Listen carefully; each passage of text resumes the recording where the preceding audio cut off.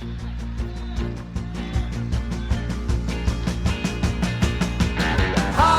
town, we're going down to hockey town, whoa, whoa. Hockey town, take me down to hockey town, yeah, yeah, yeah.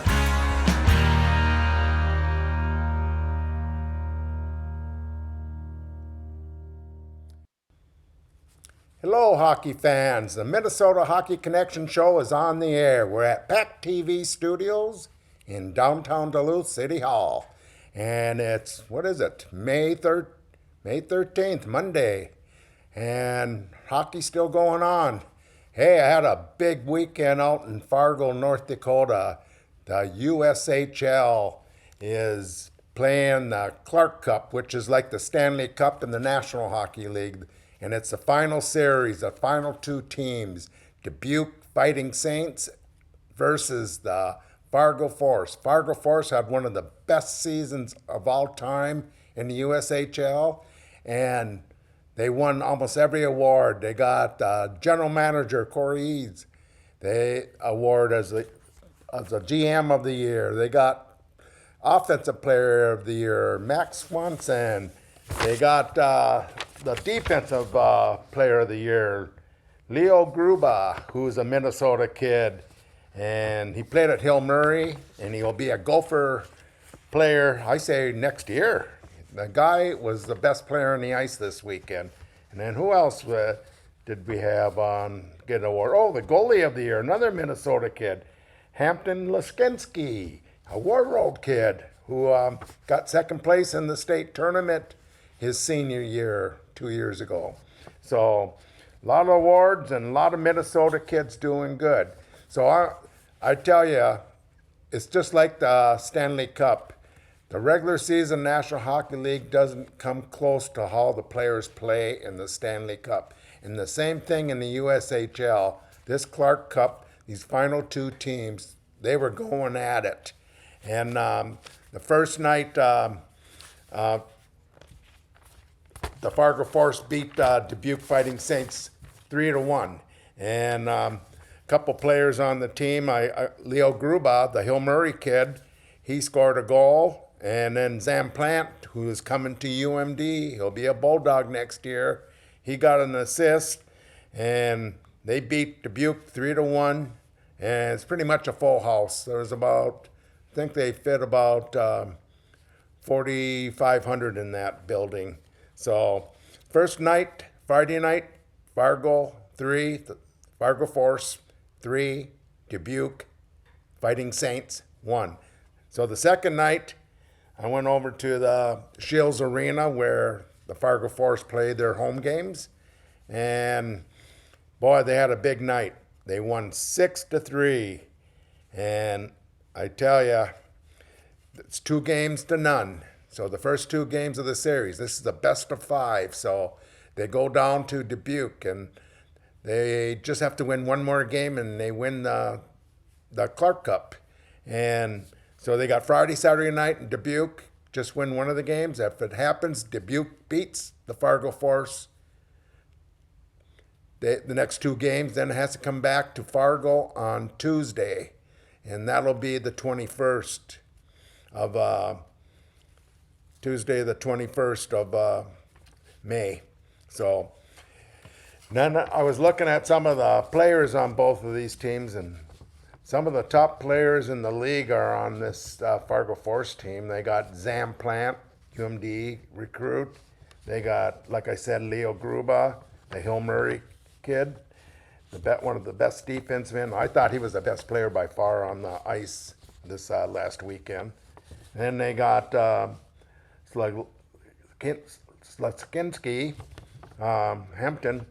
He played very well in the nets. And then we got a Edina boy. He didn't play that much, but he'll be going to Bemidji State, Eddie Revening. And so they got some good players. And plus another UMD Bulldog recruit that played at Moorhead, Harper Bentz, a Moorhead kid. So he'll be coming to UMD this next year too. And 18, Cretan boy, Jake Fisher. that he'll be going to DU, Denver. So Denver's going to get a very good player there. And it's kind of funny. I was talking to a pro scout that does he's a Minnesota kid, Twin Cities guy. And he scouts for the San Jose Sharks. And they have the number 1 pick in the draft this year. And his son so happens to coach, he's the coach of Cretin Durham Hall down in the Twin Cities. And there's a couple players he just coached there. This Jake Fisher, he played at Cretin. And on the other side, the Dubuque Fighting Saints, this Jake Sundrill, he's another Cretin boy. So 2 good players out of Cretin. So it's kind of funny seeing the relationship of pro scout, son coaching Cretin Durham Hall, and seeing these 2 Cretin kids. Boy, they played real well too. So I really love all these Minnesota kids on these 2 teams. And they got another kid on Fighting Saints, the Dubuque Fighting Saints, Beckett Hendrickson. That's Darby Hendrickson's kid. And he was on the first line, and he scored some goals this weekend, and he was one of the better players for the Fighting Saints. So it was very good hockey. Fargo Force are ahead 2-0 in the best of 5, and the series continues down in Dubuque, Iowa, on Friday night. And I think the Fighting Saints will close it out this weekend, but we'll see. So great weekend, great hockey, and you got to get to a USHL games because they are good. I know you have to drive a little bit, but if you're ever out of town, a lot of the teams are in Iowa, Nebraska, South Dakota, and right on the border of North Dakota, you got the Fargo Force. Okie doke. So the North American Hockey League is a Tier 2. USHL is a Tier 1. So USHL is the top junior league in the United States. And then the North American Hockey League is the number 2 league in the United States. And they have twice as many teams. They have 32 teams where the USHL has 16 teams. And their playoff is called the Robertson Cup. And the finals, there are 4 divisions. They're all the winners are coming to down to Blaine this weekend on Friday night. So you'll have, let's see, what date would that be? That will be the 17th, 18th, and 21st. 18th, 19th. So it's a best of 3 on these 4 teams when they match up. So that's going to be down in Blaine, Fogarty Arena, Friday night. There'll be 2 games, Friday and Saturday, and they have to go to a 3rd game. That'll be Sunday. So, and the 4 teams that'll be down there is Maryland. We got the Anchorage Wolverines. We got Minot. And what was the other team? Oh, the Texas Lone Stars. So the Lone Stars will be there from Texas, Dallas area. And Anchorage team, it's kind of funny. They got 3 kids from Duluth area, or Duluth, really. Cole Christian played at Duluth East, number 5, one of the top players on the team. And he played at Duluth East, like I said. Number 12, Cade Shea, Duluth Denfeld kid, and he's playing real well. He's the only one that's not recruited right now from this team that played all year. And then they brought in Hermantown kid, Drew Nelson, and he's starting on defense, and so he's playing real well, but he's only played, let's see, 3, 4... He only played a few games, 8 games so far, so, but he's playing, so that's a good sign, and I think he's going to have a good career down there in Anchorage. And so all these teams will be in Blaine this weekend, and the first series are best of 3, and then the championship game is Tuesday night, and that's going to be the final game. So just one game, championship game, and that'll be Tuesday night. So there you go with the North American Hockey League. And some of the other Minnesota kids on some of these teams, we got on Minot, we got Caden Casey. He was a great player at Andover High School. We got, let's see, Weston Knox, another Andover kid. So we got a few kids that are playing really well. Then we got a War Road kid, Marvin Cordez, and he's a War Road kid. He just finished his high school up in War Road. So looking forward to see some of these kids too. So there you go. A lot of Minnesota kids will be down in Fogarty Arena this weekend.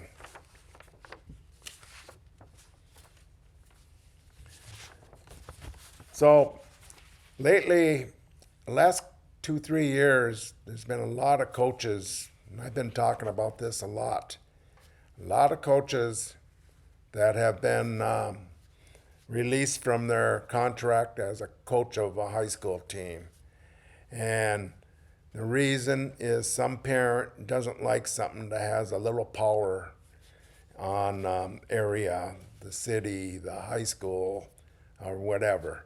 And it's getting worse and worse. We got three of some of the best growing teams. I mean, they're all A teams, but Rockridge just moved up to Class AA. But we got Ben Johnson that was released at Rockridge. Then the two coaches from Hibbing / Chisholm has been released, and Northern Lakes dropped theirs. And boy, it's getting out of hand. I mean, the last few years, Randolph just this year got dropped from St. Thomas Academy, and he was doing a heck of a job with a lot of young kids. Half the team was freshmen and sophomores only, and he got to the finals of the section play in a tough section now with Cretin, Rosemont, and Eastview as some of the top teams in that section. And he was dropped because of a parent that had a lot of money and was on the board. And I tell you, it's got to stop somehow, and I don't know how to do it. And somehow there's got to be some way that to keep these coaches if they're doing nothing wrong. And it's just crazy because most of the players and parents like these coaches too. I don't think they really ask or they put pressure on kids to say what they want them to say. So, but it's just wrong because I know a lot of these players like these coaches, and I know a lot of the parents do too. So, because of these coaches being dropped this year, 3 up north here, I'm just looking at rumors are going on right now that some of the people that they say are going to be the new coach at these schools at Hibbing, Aaron Jamnik. He was a very good player about 12 years ago at Hibbing, and he went out and played hockey at Providence College, so very good player in that, and he was an assistant coach of the Hibbing team. So, and then we got Northern Lakes that Mike Randolph, I guess, is checking out. I mean, I don't know if it's going to come to where he becomes the coach, but that's the name that's coming up at Northern Lakes right now. And then at Rockridge, Ben Johnson, who was the old coach for 3 years there at Rockridge, first 3 years, because that's a combination of Mountain Iron, Virginia, and Eveleth. And by the way, Ben Johnson got the last 2 years, has the best record that, well, let's say Virginia has ever had in the last 15 years. So just goes to show you how good of a job he was doing. So, something's funny going on there. But the replacement talk right now is Matt Niskanen. And everyone knows Matt. He stayed in high school. He was a 3-sport all-stater in baseball, football, and hockey, and a great athlete. Then he came down and played at the UMD Bulldogs for a couple years, and then he got drafted by Dallas Stars, and he went down there, and he had a good start in his National Hockey League. And then he went out to Pittsburgh Penguins for a couple years, and then he had a lot of years over at the Washington Capitals, and then ended his last year in the pros at Philadelphia Flyers. So he had a great career. Just to go show you, as a defenseman, Matt Niskanen played in 949 games. So that's a lot of games to put in the pros. I wondered why he didn't play one more year to get to 1,000. But he had 72 goals and 284 assists. So three big names that might take over these three programs up north. That's the Hibbing Chisholm program, where they have a lot of young kids, and they've been winning or getting to the finals in the Bantam and Pee Wee A tournaments in the last 3 years. So they got a lot of young kids, and the program's coming back finally. And so I expect good things from Hibbing this year, no matter who's the coach. Northern Lakes, that's about a 5 or 6 school combo where they, because of get the hockey game going up there in that area. That's on the outskirts of Brainerd, so all these cities like Aiken, Pequot Lakes, Breezy Point, you name it, Crosby, Ironton. So there's a lot of big area there. And so that program had a good Bantam team this year. I think they got third place in Class A. And so that is probably coming into a new program. I don't know how many kids are playing hockey up there and how big the program is, but if Randolph gets the job or goes for it, I will get back and get a lot of information, and might not even get them back on the show that we've had on the show many times over the last few years. So, yeah, that's funny thing about Coach Randolph, that he's 70 years old now, and he's not going to quit. He's in better shape than most 18-year-olds, and he works out almost every day or rides his bike. So the guy's in great shape, great health. So, and he lives and loves hockey, and that's what he wants to do. And I think he'll do it until he drops. So good luck to all these guys, and good luck to the programs, and hey, good luck to the coaches that have been released or resigned. So we'll see. Stay tuned on that. The National Hockey League. I don't know how many of you are watching Stanley Cup playoffs. Boy, you notice the difference when you watch a National Hockey League game during the regular season, and all of a sudden Stanley Cup starts. The players, it's night and day how they play. There's more hitting in one period than you see all game and during the regular season. Plus the players they give up their bodies and that. It's amazing. And so far, let's go over some of the series and some of the players. Okay, Vancouver is ahead of Edmonton, the two Canadian teams left, and so there'll be one getting the final of the conference. But there's a Minnesota kid, a Burnsville kid, Brock Besser. He's got 7 goals. He got 2 goals last night. At first, they thought he had the natural hat trick, 3 goals in the first period. But after film looked at the first goal, they just gave him the assist because a puck got tipped by a stick. So he got 2 goals and 1 assist last night. So he's got 7 goals in the playoffs already and 4 assists. So 11 points. That's pretty amazing. And then on the Edmonton side, Leon Draisaitl, he's got 7 goals and 11 assists. The guy's crazy. It's amazing. Connor McGregor and Leon Draisaitl, it's crazy how those two players play, and Edmonton has never gotten to the finals in Stanley Cup since they've been on the team. And maybe this is the year, but they got better come back because they're behind 2-1 in the best of 7 series. All the series in Stanley Cup are 7-game series, so got to win 4 games to get to the next level, next round. And then the other series going on, the Florida Panthers. They took it to the Boston Bruins again last night, and they beat them, and they're ahead in the series 3-1.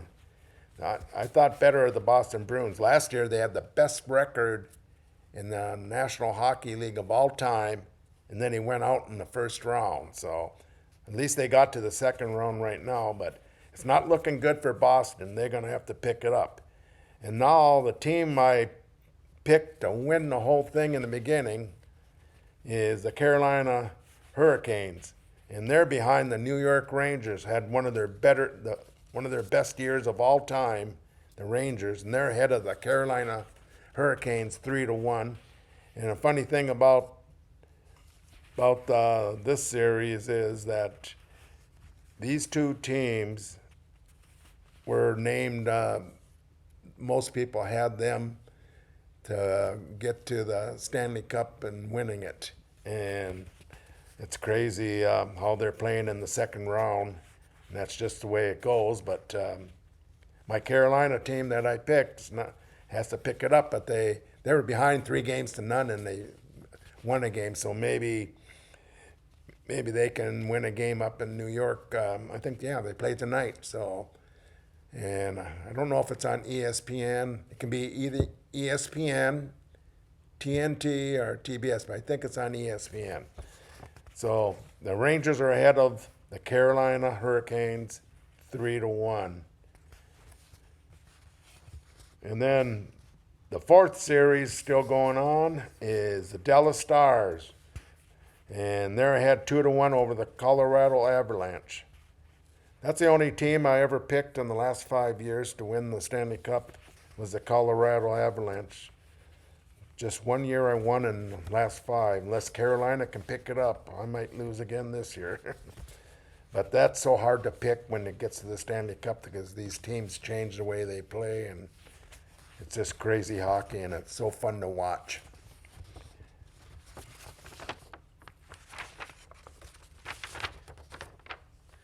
So let's go over some stuff on basically the state of hockey. Let's start on top and work our way down. On the Wild, they got 1 more year on paying off Suter and Parisi. And I was talking to another pro scout the other day, and we're talking about, Parisi and Suter left about 4 or 5 years ago, and the other teams don't have to pick up any of their contract. The Wild are picking it the whole thing up. And a lot of people ask, and I even ask, why wouldn't the Wild want to keep these players if they had to pay for them anyhow?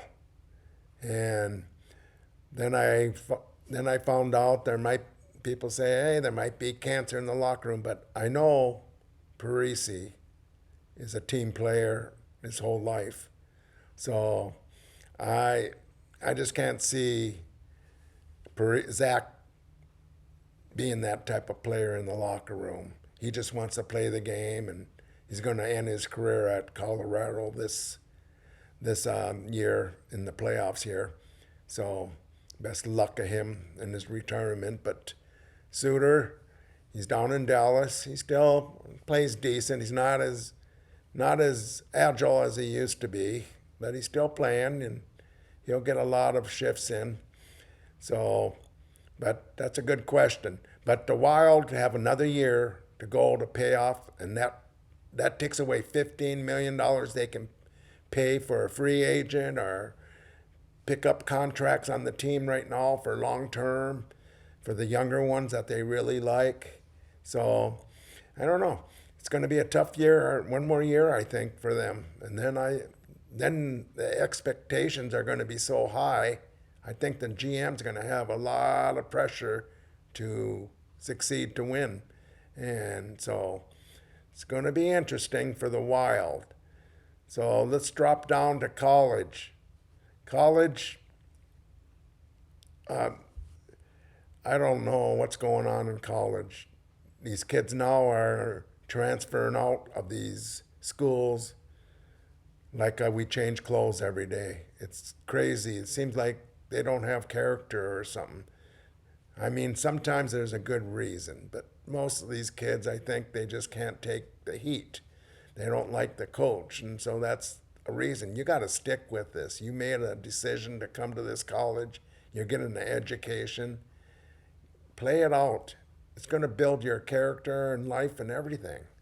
And going someplace else is not going to change things. Like I said, I can see once in a while that you have to make the move, and if you're not playing is one reason that you got a better chance of playing at another school, and the coach at your original school says that we don't know where you're going to be at. And plus, usually they can't promise you anything. It's how you practice, how you get in the games, and how you play when you get in the game. So it's a tough world out there, but you got to toughen up, because it's kind of messing up with college. Because think of it, all these recruiters at colleges that go to all these high school and junior games watching you, and they put all this time in, and then they make the decision to offer you a scholarship at their college, and then you come in, and then 1 year later you're out because you didn't like something. It's just wrong. And then the other part of the college scene now is the NIL, and it's kind of ruining the game too. That some of these colleges might be able to pay a player money to be there, and so a big alumni group can buy players almost. It's just, I don't know, just seems crazy, the NIL and the college transfer rule. So I hope somehow that can change, but it doesn't look like, because there are always going to be lawyers involved, and when there's lawyers involved, you usually don't see change to the good. Then now we'll go down to juniors. The North American Hockey League has 32 teams, and they might even transfer. And so, hey, it's a great league. They've gotten better and better. And between the North American Hockey League and USHL, you got to get out there. Plus, there's going to be a lot of, Tier 3 leagues. The North American Hockey League has their NA3, and USHL is going to have these farm teams. It's just great hockey. You got to see these young kids and that out there after high school, and some of them leave early and that. And then high school, you know what's going on there. Twin Cities has got all the players in the camps all year round, where the outskirts, I mean, a lot of rink rats on the outskirts, but it's a different game now, and it's hard to compete all year round with big schools. So we're going to talk about that next year when we start the season, talking to high school coaches and people that are involved with high school hockey. So there you go. The Minnesota Hockey Connection, thank you.